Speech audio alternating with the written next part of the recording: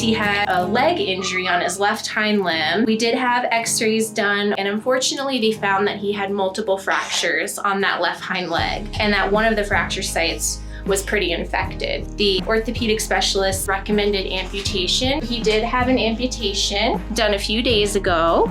But unfortunately, he also had a pretty severe upper respiratory infection. We had a rough time after surgery, and he actually had to be hospitalized for several days at the emergency clinic. And the poor guy was so congested with his infection that he wasn't eating. So we did have to end up having them place a feeding tube. So he does have a feeding tube right here on the side of his neck and his esophagus. And that is how that we're able to get him his calories and nutrition, since he is unable to eat at this point.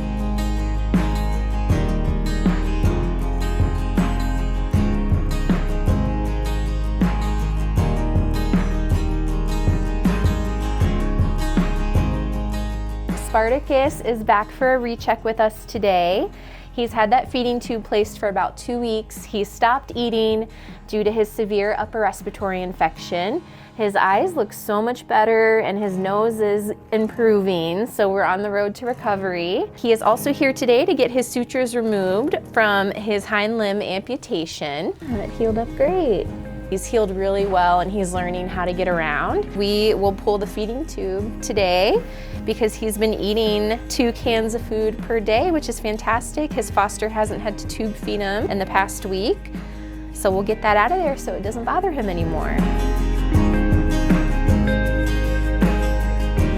We are about a month out from his hospitalization. His amputation site has healed up great. His hair is trying to grow back. We're just rechecking his upper respiratory infection because he had very severe nasal discharge and ocular discharge.